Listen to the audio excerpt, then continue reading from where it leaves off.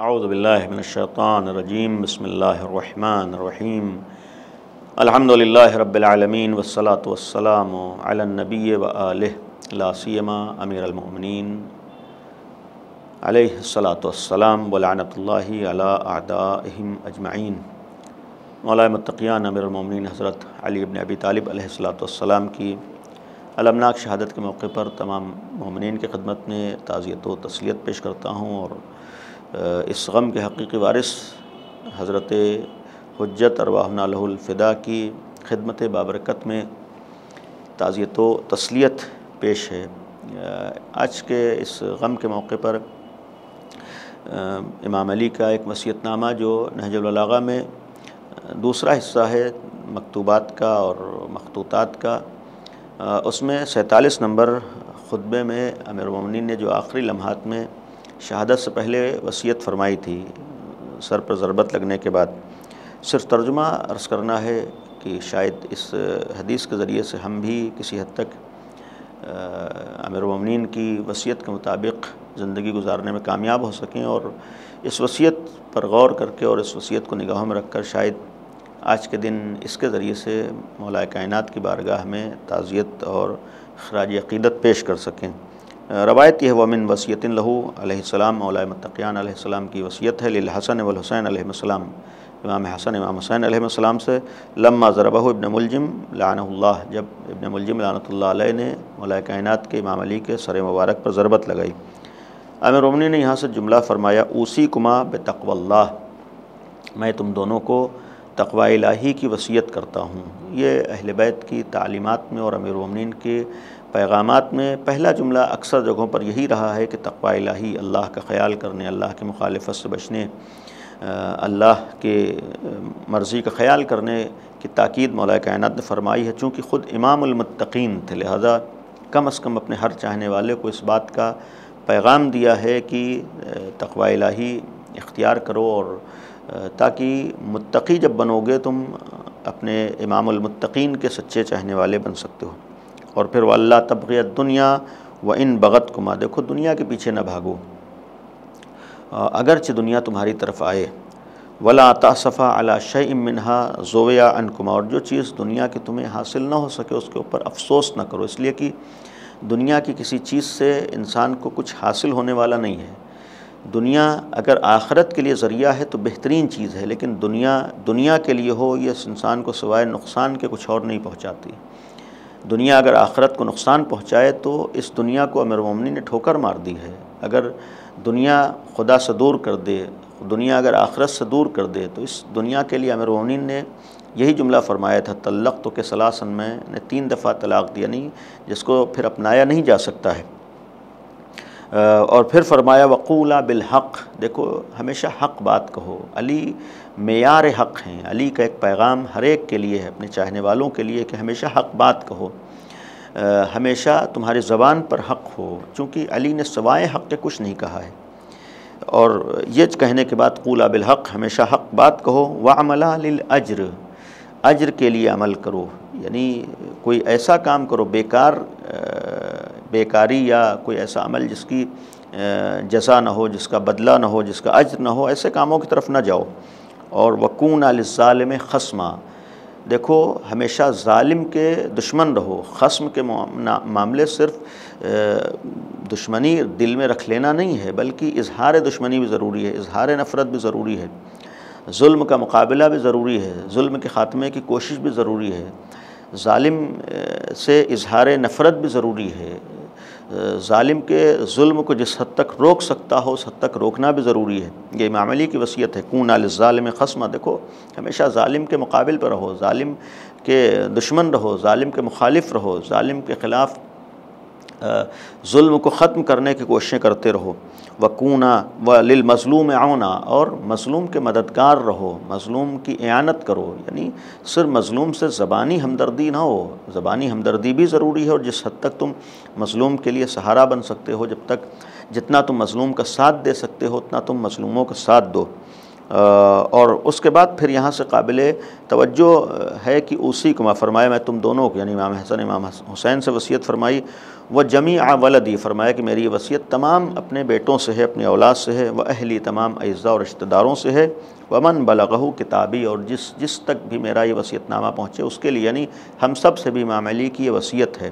فرمایا بتقوی اللہ، میں تم سب کو وصیت کرتا ہوں تقوی الہی اختیار کرنے کی۔ شروع میں بھی تقوی الہی اختیار کرنے کی وصیت تھی، پھر دوبارہ امیر المومنین نے فرمایا کہ اللہ کی مخالفت سے بچو، اللہ کی معصیت نہ کرو، تقوی الہی اختیار کرو، اور نظم امرکم، اپنے امور میں منظم رہو۔ اور اس کے ایک ظاہری معنی نظم امرکم، امر سے شاید مراد یہ بھی ہے کہ جہاں تک امیر المومنین جیسی ذات کی حاکمیت کی بات ہو، اور اس حق حاکمیت کے مقابلے میں، حق حکومت کے مقابلے میں اگر باطل حاکمیت ہو تو اس سلسلے میں بھی توجہ دو۔ نظم امرکم، اپنے امروں کے سلسلے میں منظم رہو، یا اپنے معاملات میں یہ بھی کہا جا سکتا ہے اپنے معاملات میں نظم و ضبط کا خیال رکھو۔ بے نظمی انسان کو نقصان پہنچاتی ہے، لاپرواہی انسان کو نقصان پہنچاتی ہے۔ اور اس کے بعد فرماتے ہیں وصلاح ذات بینکم، آپس میں مصالحت کا راستہ اختیار کرو، آپس میں مل کر رہو، آپس میں صلح و صفائی کے ساتھ رہو۔ اور گویا یہ امیر المومنین کی وصیت ہے کہ اختلافات نہ ہوں، دوریاں نہ ہوں۔ فرماتے ہیں فإنی سمعت جدکما، میں نے تم دونوں کے جد سے سنا ہے، یعنی پیغمبر اکرم صلی اللہ علیہ وآلہ وسلم سے فرمایا کہ میں نے سنا ہے، یقول، و پیغمبر فرمایا کرتے تھے، صلاح ذات البین افضل من عامۃ الصلاۃ والصوم والصیام، کہ دو لوگوں کے درمیان صلح کرا دینا، دو لوگوں کے درمیان ایکا کرا دینا، دو لوگوں کے درمیان اختلافات کو ختم کروا دینا، یہ عام نماز روزے سے بہتر ہے، عام نماز روزے سے افضل ہے۔ یہ امیر المومنین جملہ فرما رہے ہیں، پیغمبر کے زبانی نقل فرما رہے ہیں۔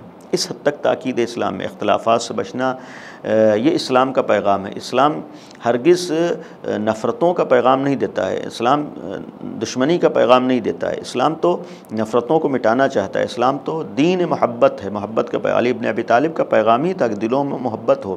علی ابن ابی طالب کا پیغام ہے آپس میں دوریاں نہ ہوں۔ جب غیر سے علی دوری کو برداشت نہیں کر رہے ہیں، اختلاف کو برداشت نہیں کر، تو پھر بدرجہ اولیٰ اپنوں کے درمیان دوریاں ہو جائیں، اختلافات ہو جائیں، نہیں ہو سکتا ہے۔ گھریلو معاملات میں دوریاں ہو جائیں، اختلافات ہو جائیں، نہیں ہو سکتا ہے۔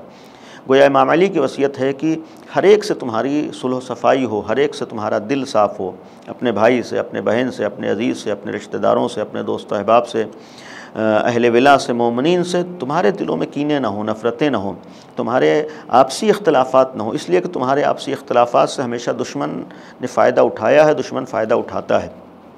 تمہارے آپس میں ایک رہنے سے تم مضبوط ہوتے ہو، تمہارے دین کو فائدہ ہوتا ہے، اور دشمن پھر اپنے مذموم مقاصد میں کامیاب نہیں ہو سکتا ہے۔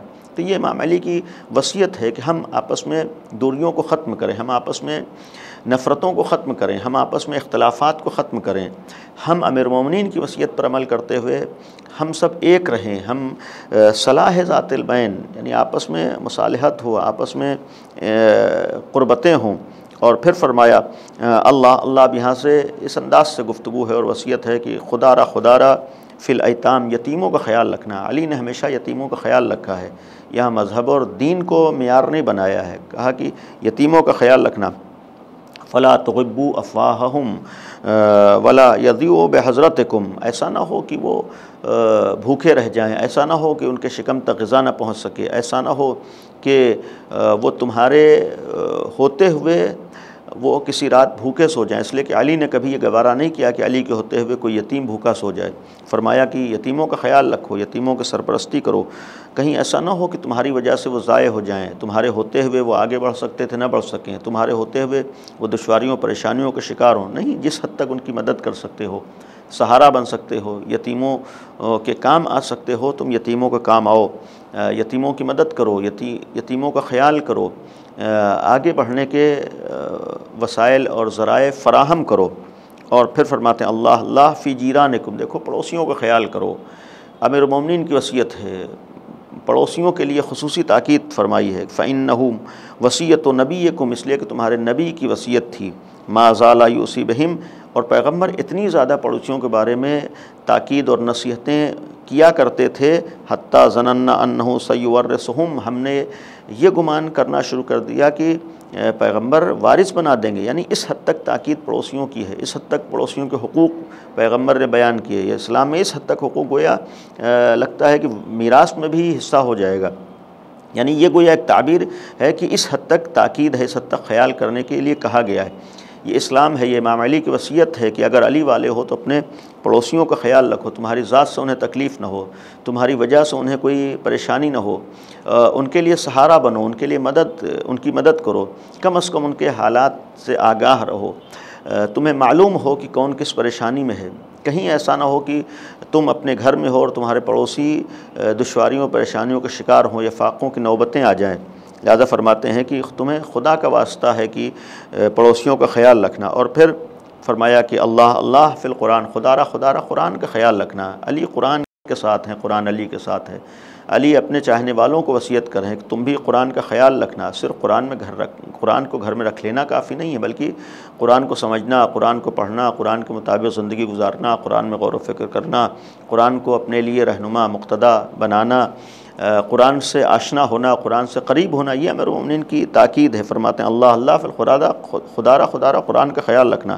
لا یسبقکم بالعمل بہ غیرکم، کہ تمہارے غیر قرآن پر عمل کے سلسلے میں تم سے آگے نہ نکل جائیں. آج ایک بہت بڑی تعداد ہے جو آج ترقیوں کی طرف گامزن ہے، کامیابیوں کی طرف جا رہی ہے، بہت سے میدان کو سر کر رہی ہے. وہ تعلیمات وہ ہیں جو قرآن نے بیان کی تھیں، گویا اس پر وہ عمل کر رہے ہیں. یعنی قرآن کو نہیں مانتے ہیں لیکن ان کی کامیاب زندگی ہے، گویا قرآنی اعتبار سے وہ آگے بڑھے ہیں، ترقی کیا ہے. تو امیر المومنین کی تمنا تھی کہ علی والوں کی ذمہ داری ہے کہ ان کی زندگی کامیاب ہو، علی والوں کی زندگی ہے کہ وہ ترقی یافتہ ہوں، علی والوں کی زندگی ہے کہ قرآن کو معیار و محور بنا کر قرآن کے ذریعے سے آگے بڑھ سکیں اور کامیاب ہو سکیں. اور پھر فرمایا اللہ فی الصلاۃ. دیکھو علی کی وصیت یہ ہے، علی کی تاکید یہ ہے، خدا را نماز کا خیال رکھنا. ایسا نہ ہو کہ تم علی والے ہو اور تمہاری کوئی نماز چھوٹ جائے یا تم نماز کے سلسلے میں غافل رہ جاؤ. یہ آخری وقت کی وصیت مولا کائنات کی. آج ہم اپنوں کی وصیت کو اہمیت دیتے ہیں، لہذا امیر المومنین کی وصیت کو ہمیں اہمیت دینا ہے اور اس پر عمل کرنا ہے. فرماتے ہیں کہ تم سب کو، یعنی ہر علی والے کو، ہر چاہنے والے کو وصیت کر رہے ہیں کہ نماز کا خیال رکھنا، نماز چھوٹنے نہ پائے، نماز میں بے توجہی نہ ہونے پائے، نماز کی طرف سے غفلت نہ ہونے پائے. فإنہا عمود دینکم، اس لیے کہ نماز تمہارے دین کا ستون ہے. یہ امام علی فرما رہے ہیں. یہاں تک کہ جب مولا کائنات کے سر مبارک پر ضربت لگی ہے اس وقت بیٹھا نہیں جا رہا تھا، سر سے خون جاری ہے، پورے بدن میں زہر کا اثر ہو چکا ہے. اس کے بعد بھی امیر المومنین نے نماز نہیں چھوڑی، اس کے بعد بھی امیر المومنین نے نماز میں تاخیر نہیں کی ہے. اس عالم میں امیر المومنین نے نماز پڑھی. روایت موجود یہی ہے کہ اسی عالم میں امیر المومنین نے نماز پڑھی. امام حسن جو تشریف لائے تو پھر امیر المومنین نے فرمایا پہلے نماز مکمل کرو. امیر المومنین کے سامنے، امیر المومنین کی موجودگی میں خود مولا کائنات فرما رہے امام حسن سے نماز پڑھا. تو یہ ہر چاہنے والے کے لیے پیغام تھا کہ جب علی نے نماز کے سلسلے میں ذرہ برابر کوتاہی نہیں کی تو علی کے چاہنے والے بھی نماز کی طرف توجہ دیں. کامیابی کا ایک راستہ، آگے بڑھنے کا ایک راستہ نماز ہے. جتنا ہم نماز سے قریب ہوں گے اتنا ہماری زندگی میں فائدے ہوں گے، برکتیں ہوں گی. لہذا یہ امام علی کی وصیت تھی کہ خدا را نماز کا خیال رکھنا. فرماتے ہیں کہ اللہ فی بیت ربکم. دیکھو اللہ کے گھر کا بھی خیال رکھنا، یعنی حج کے اوپر بھی جاتے رہنا. یہ بھی ایک مذہب اہل بیت اور اسلام کا حکم ہے. واجبات میں سے جیسے نماز واجب ہے، حج بھی واجب ہے. بیت اللہ کے گھر کعبہ محترم کا بھی خیال رکھنا، اس کی طرف جانا، حج کو انجام دینا. لا تخلو ہو، اس کو چھوڑ نہ دینا، یعنی اس کی طرف سے لاپرواہی نہ کرنا. ما بقی، تم پھر باقی نہیں رہو گے. فإن ترک لم تناظروا، اگر تم چھوڑ دو گے تم کسی لائق نہیں رہو گے.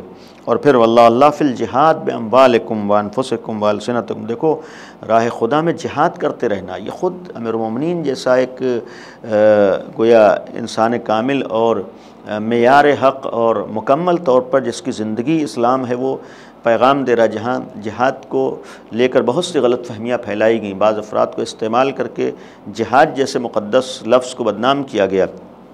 علی وصیت کریں اللہ فی الجہاد باموالکم، راہ خدا میں اپنے مال کے ذریعے سے جہاد کرو، اپنے پیسے کے ذریعے سے جہاد کرو، اپنے دولت کے ذریعے سے جہاد کرو۔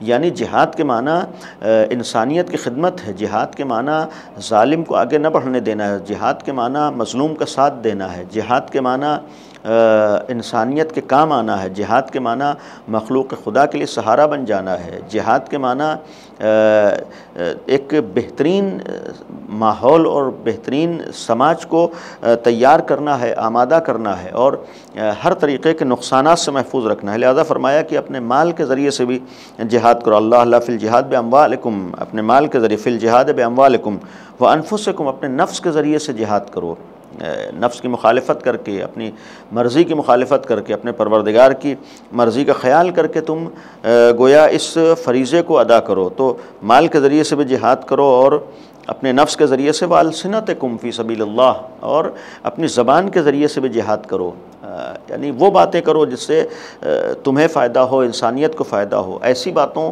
کو زبان پر نہ لاؤ جس سے لوگوں کو نقصان ہو، زبان سے کسی کو تکلیف نہ پہنچاؤ، زبان کے ذریعے سے محبتوں کا پیغام دو، زبان کے ذریعے سے نفرتوں کا پیغام نہ دو۔ زبان سے جہاد کا ایک جہاد باللسان یہ بھی ہے کہ حق کو پہنچاؤ، باطل کے مقابلے میں کھڑے ہو، ظالم کے مقابلے میں گویا زبان کھولو، ظلم کو اپنے نگاہوں کے سامنے آگے اور ظلم کو پنپنے نہ دو، گویا دنیا میں عدل و انصاف کی ہر اعتبار سے قائم ہونے کی کوشش کرتے رہو۔ فرماتے ہیں کہ اللہ فی الجہاد باموالکم وانفسکم والسنتکم فی سبیل اللہ، اپنے مال کے ذریعے سے، اپنے نفس کے ذریعے سے، اپنی زبان کے ذریعے سے راہ خدا میں جہاد کرتے رہو۔ اور پھر ہے وعلیکم بالتواصل والتباذل، دیکھو آپس میں مل کر رہو، آپس میں ایک دوسرے پر خرچ کرو، آپس میں ایک دوسرے کا خیال کرو، آپس میں رابطہ برقرار رکھو۔ وَإِيَّاكُمْ وَالتَّدَابُرَ وَالتَّقَاطُعَ، دیکھو ہرگز ایک دوسرے سے دور نہ ہو جاؤ، ہرگز قطع تعلق نہ کر لو، ہرگز آپس میں اختلاف نہ ہو، ہرگز آپس میں دوریاں نہ ہوں، تم آپس میں ایک رہ کر اس بات کا ثبوت پیش کرو کہ حق کے ماننے والے ہو، حق کے پیروکار ہو، حق کے طرفدار ہو، حق کے اوپر، حق کے نام پر ایک رہو۔ اختلافات، دوریاں، نفرتیں یہ حق کی پہچان نہیں ہوتی ہیں۔ اگر تم حق والے ہو تو آپس میں ایک رہ کر، آپس میں قربتوں کو باقی رکھ کر، آپس میں اختلافات کو مٹا کر ثابت کرو کہ تم نے حق کو مانا ہے۔ پھر فرمایا لا تترکوا الامر بالمعروف والنہی عن المنکر، دیکھو امر بالمعروف والنہی عن المنکر کو چھوڑ نہ دو، ترک نہ کر دو، یہ ہر ایک کا فریضہ ہے۔ اچھی باتوں کا حکم دینا، برے باتوں سے روکنا، امر بالمعروف کرنا، نہی عن المنکر کرنا، یہ ہر ایک کی ذمہ داری ہے۔ اس لیے کہ اگر تم امر بالمعروف اور نہی عن المنکر کے فریضے کو چھوڑ دو گے، سماج میں برائیاں بڑھ رہی ہیں، سماج میں گناہ بڑھ رہے ہیں، تم اس کی طرف توجہ نہیں دے رہے ہو، واجبات کو چھوڑا جا رہا ہے، تمہیں اس کا خیال نہیں ہے، ہر محرمات کو انجام دیا جا رہا ہے، اس کی طرف تمہاری فکر نہیں ہے۔ فرمایا کہ اگر تم اس فریضے کو چھوڑ دو گے فَيُوَلَّ عَلَيْكُمْ شِرَارُكُمْ، بدترین لوگ تمہارے اوپر مسلط ہو جائیں گے۔ یعنی برے افراد کو مسلط ہونے کا موقع اس وقت بھی ملتا ہے جب زبانیں بالکل بند ہو جاتی ہیں، خاموشی اختیار کر لی جاتی ہے، ہر موقع پر اپنی ذاتی مصلحتوں کو نگاہوں میں رکھا جاتا ہے۔ اور پھر فرمایا کہ ثم تدعون فلا يستجاب لكم، امر بالمعروف و نہی عن المنکر کو چھوڑنے کا ایک نقصان تو یہ برے لوگ، بدترین لوگ تمہارے اوپر مسلط ہوں گے، اور پھر تمہاری دعائیں بھی مستجاب نہیں ہوں گی۔ ظاہر سی بات، اللہ سے دعا کرو گے کہ دنیا میں ہر طریقے کی امن و امان قائم ہو اور ظلم و ستم ختم ہو، تو پھر اس کے لیے کوشش بھی کرو، اس کے لیے اگر دعا کر رہے ہو اور اس کی قبولیت کی تمنا ہے تو پھر اللہ کے بتائے ہوئے احکامات کو بھی نگاہوں میں رکھو اور اس کی حفاظت کی بھی فکر کرو۔ اگر اللہ کے احکامات کو پیروں تلے روندا جا رہا ہے تو اس کی بھی تمہیں فکر ہو۔ اور پھر یہاں سے جملہ فرماتے ہیں کہ ثم قال یا بنی عبد المطلب، یا بنی عبد المطلب، اے عبد المطلب کے بیٹو، لَأَلْفِيَنَّكُمْ تَخُوضُونَ دِمَاءَ الْمُسْلِمِينَ خَوْضًا تَقُولُونَ قُتِلَ أَمِيرُ الْمُؤْمِنِينَ، کہیں ایسا نہ ہو کہ تم علی ابن ابی طالب کے قتل کو بہانہ بنا کر دوسرے افراد کو قتل کرنے لگو، یعنی آج علی کے سر پر ضربت لگی ہے، ضربت لگنے کے بعد یہ وصیت کریں، کہیں ایسا نہ ہو کہ تم علی کے قتل کے بہانے کسی بے گناہ کو قتل کر دو، ایسا نہ ہو کہ تم علی ابن ابی طالب کے شہید ہو جانے کی وجہ سے جو خطا کار نہیں ہے اس کے مقابلے پر آ جاؤ۔ نہیں، فرمایا کہ ہرگز کسی کا خون نہ بہا دینا، کسی کو نقصان نہ پہنچا دینا، الا لا تقتل النبی الا قاتل، دیکھو اگر قتل کرنا تو صرف میرے قاتل کو قتل کرنا، اس نے مجھے قتل کیا ہے، اگر مقابلے پر آنا تو اس کے مقابلے پر آنا۔ انظروا اذا انا مت من ضربتہ ہذہ، دیکھو اگر اس ضربت سے میں دنیا سے رخصت ہو جاؤں، میں جام شہادت پی لوں، دنیا سے چلا جاؤں، تو فضربوہ ضربتاً بضربتن، اگر میری شہادت کے بعد اس سے بدلہ لو تو ایک ہی ضربت لگانا ایک ضربت کے مقابلے میں، چونکہ اس نے میرے سر پر صرف ایک تلوار لگائی، لہذا تم بھی صرف ایک ضربت لگانا۔ ولا تمثلوا بالرجل، دیکھو اس کو ٹکڑے ٹکڑے نہ کرنا، یہ علی اپنے قاتل کے لیے وصیت کریں، یہ مزاج اسلام کو پہچانوا رہے ہیں، یہ اسلام کی حقیقی تصویر کو پیش کر رہے ہیں، یہ وصیت علی نہیں ہے بلکہ ایک اسلام کا چہرہ ہے جو علی ابن ابی طالب دنیا کے سامنے پیش کر رہے ہیں۔ فرمایا کہ دیکھو قاتل بھی ہے، علی کو قتل کیا ہے، علی جیسے ایک الہی رہبر، حجت خدا، ولی خدا کو اس نے قتل کیا، تب بھی امیر المومنین فرما رہے ہیں کہ اس کے ٹکڑے نہ کرنا۔ فإنی سمعت رسول اللہ، میں نے رسول خدا صلی اللہ علیہ وآلہ وسلم سے فرمایا، یقول ایاکم والمصلہ ولو بالکلب العقور، دیکھو حتیٰ اگر کاٹنے والا کتا بھی ہو تو اس کو بھی تم ٹکڑے ٹکڑے نہ کرنا۔ یہ امام علی کی وصیت تھی۔ اللہ سے دعا کریں کہ ہم سب کو امیر المومنین کی وصیت پر عمل کرنے کی توفیق عطا فرمائے، اور اس وصیت پر عمل کرنے کے ذریعے سے ہم امام علی کی خدمت میں خراج عقیدت پیش کر سکیں۔ ایک دفعہ پھر تمام اہل ولا کی خدمت میں، تمام مومنین کی خدمت میں تعزیت و تسلیت پیش کرتا ہوں، اس دعا کے ساتھ کہ انشاءاللہ اللہ وہ دن نصیب فرمائے کہ جب پیغمبر کا آخری جانشین امیر المومنین کا بیٹا پردہ غیب سے باہر آ کر دنیا کو اسی طریقے سے عدل و انصاف سے بھر دے جس طریقے سے وہ دنیا ظلم و جور سے بھر چکی ہوگی۔ وآخر دعوانا ان الحمد للہ رب العالمین۔